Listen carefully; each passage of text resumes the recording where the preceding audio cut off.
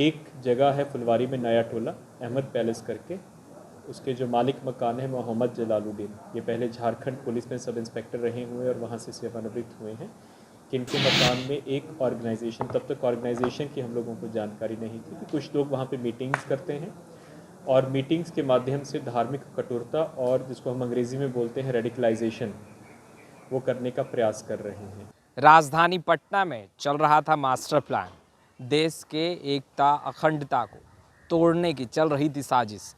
ऐसे में पटना के एसएसपी मनवजीत सिंह ढिल्लों ने 3 लोगों को धर दबोचा। जांच पड़ताल चल रही है और कई वैसे खुलासे भी हुए हैं जिसे सुनकर आप चौंक जाएंगे। बिहार के कई हिस्सों से लोग राजधानी पटना आते थे और जमकर तैयारियां होती थी कि कैसे देश के एकता अखंडता को तोड़ा जाए और भारत को इस्लामिक कंट्री बनाया जाए। सबसे पहले आप पटना के एसएसपी मनवजीत सिंह ढिल्लों का वो बयान सुनिए जिसमें वो सनसनीखेज खुलासा कर रहे हैं। ये आज का प्रेस ब्रीफिंग रखा गया है। आप लोग अवगत होंगे कि फुलवारी शरीफ में हमने पॉपुलर फ्रंट ऑफ इंडिया और उसका जो पॉलिटिकल विंग है एसटीपीआई, उनके कुछ कार्यकर्ताओं को गिरफ्तारी की गई है। मामला ये था कि हम लोगों को कुछ इनपुट्स प्राप्त हो रहे थे कि एक जगह है फुलवारी में नया टोला अहमद पैलेस करके, उसके जो मालिक मकान है मोहम्मद जलालुद्दीन, ये पहले झारखंड पुलिस में सब इंस्पेक्टर रहे हुए और वहाँ से सेवानिवृत्त हुए हैं, कि इनके मकान में एक ऑर्गेनाइजेशन, तब तक ऑर्गेनाइजेशन की हम लोगों को जानकारी नहीं थी, कि कुछ लोग वहाँ पे मीटिंग्स करते हैं और मीटिंग्स के माध्यम से धार्मिक कठोरता और जिसको हम अंग्रेज़ी में बोलते हैं रेडिकलाइजेशन, वो करने का प्रयास कर रहे हैं। तो इस ऑर्गेनाइजेशन को हम लोग काफ़ी देर से फॉलो भी कर रहे थे और हमारे अलावा जो बाकी सिस्टर एजेंसीज़ हैं, इंटेलिजेंस एजेंसीज़ हैं, उनके पास भी कुछ इनपुट्स थे। तो अभी जैसे माननीय प्रधानमंत्री का विज़िट हो रहा था, तो उससे पहले हम लोग अपना जो सोशल मीडिया के मॉनिटरिंग सेल होते हैं और जो इस तरह के इनपुट्स के ऊपर हम लोग और सघन रूप से जांच करते हैं। तो इसी क्रम में हम लोगों को पता चला कि 6 और 7 जुलाई के बीच में 10-12 लोग अन्य राज्यों से आकर, विशेषकर तमिलनाडु और केरल से आकर वहाँ पे मीटिंग लिए हैं और कुछ लोगों को शारीरिक प्रशिक्षण दिए हैं। बिल्कुल नॉर्मल कोई आर्म्स का प्रशिक्षण नहीं, बल्कि शारीरिक प्रशिक्षण दिए हैं। इसी इनपुट के बिना पर फिर उस जो ऑर्गेनाइजेशन है उसका ऑफिस लोकेट किया गया नया टोला में और छापामारी की गई।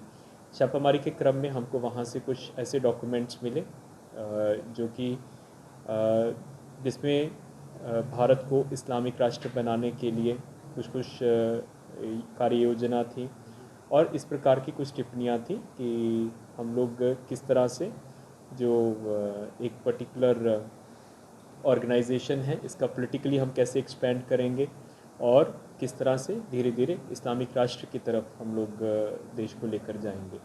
उसी के बिना पे इन डॉक्यूमेंट्स को सीज़ किया गया है और फुलवारी थाना में एफआईआर हुआ है।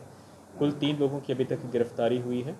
उनमें से जो एक हैं अथर प्रवेश के जो अपने भाई हैं मंजर प्रवेश, वो पहले सिमी जो कि अब बैन हो चुका है उसके एक्टिव कार्यकर्ता थे और उसमें वो सिमी के सदस्य होने के नाते जेल भी जा चुके हैं। और जो उनके भाई हैं अथर प्रवेश, वो खुद भी पहले सिमी के कार्यकर्ता रहे हुए हैं और सिमी के पूर्व के जो मेंबर्स थे उनके बेलर का काम करते थे। उसके अलावा जो मालिक मकान है जिनके साथ एग्रीमेंट हुआ था मोहम्मद जलालुद्दीन, उनकी गिरफ्तारी की गई है। और तीसरे हैं अरमान मलिक जो कि इस ऑर्गेनाइजेशन के अब सक्रिय सदस्य हो गए थे और मीटिंग्स ऑर्गेनाइज करवा रहे थे। एफआईआर में कुल 26 लोगों को नामजद किया गया है, जिसमें अधिकांश लोग बिहार के हैं और कुछ लोग बिहार के बाहर के भी हैं, कर्नाटक के हैं। और उनकी प्रति साक्ष्य संकलन की कार्रवाई की जा रही है। और अभी तक जो अनुसंधान बिल्कुल प्रारंभिक स्टेजेस पर है। जो पता चला है कि ऑर्गेनाइजेशन बेसिकली मोबिलाइज़ करती थी, मस्जिद में और मदरसा में यूथ्स को मोबिलाइज़ करते थे और कठोरता की तरफ, जिसको हम अंग्रेज़ी में रेडिकलाइजेशन बोलते हैं, उसके लिए ये लगातार कार्यशील थे। इसका जो मॉडस था कि ये लोग जैसे शाखा होती है, आरएसएस अपनी शाखा ऑर्गेनाइज करते हैं और लाठी की ट्रेनिंग देते हैं, उसी तरह से ये लोग शारीरिक प्रशिक्षण, फिजिकल एजुकेशन के नाम से लोग अपने यूथ्स को बुला के और उनको प्रशिक्षण दे रहे थे। और उसी के साथ ही जो अपना एजेंडा है और प्रोपोगेंडा है उनके माध्यम से यूथ्स को ब्रेन वॉश करने का काम कर रहे थे। ये कितने लोगों को प्रशिक्षण दिया जा रहा था?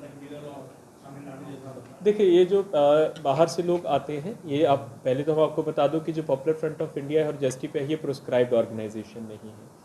जो अनलॉफुल एक्टिविटीज़ प्रिवेंशन एक्ट हमारा बना है टेररिस्ट ऑर्गेनाइजेशंस के लिए, या फिर अनलॉफुल एक्टिविटीज़ जैसे नक्सल ऑर्गेनाइजेशंस होती हैं, तो उसमें एक शेड्यूल होता है।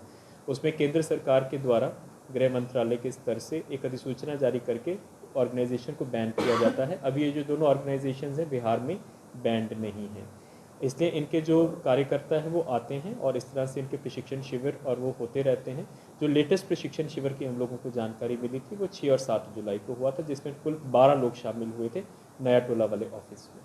सर, एक सीसीटीवी फुटेज की भी बात की जा रही है कि वहाँ मिला था इसमें तलवारबाजी और हाँ जी, जैसे मैं आपको बता रहा हूँ कि इसी तरह से जो शारीरिक प्रशिक्षण के नाम पर और ये जो बेसिक मार्शल आर्ट होती है उसकी ट्रेनिंग देते थे, यही इनका मॉडस था। सर, ऐसा कुछ था कि प्रधानमंत्री का जो दौरा होने वाला था उसको लेकर कुछ दिनों की तैयारी? नहीं, उस प्रकार का कोई स्पेसिफिक इनपुट नहीं है कि ये प्रधानमंत्री जी के दौरे को लेकर ये हो रहा था। ये काफ़ी देर से हम इसको फॉलो कर रहे थे, लेकिन जैसा कि मैंने आप लोगों को बताया है कि जब इस प्रकार की हाई प्रोफाइल विजिट्स होती है और माननीय प्रधानमंत्री उनकी सुरक्षा को लेकर काफ़ी इनपुट्स आती हैं हम लोगों को, तो हम लोगों के जो भी सोशल मीडिया मॉनिटरिंग सेल्स होती हैं, स्थानीय इनपुट होती हैं, टेक्निकल इनपुट होती है, उसको हम लोग सुदृढ़ करते हैं।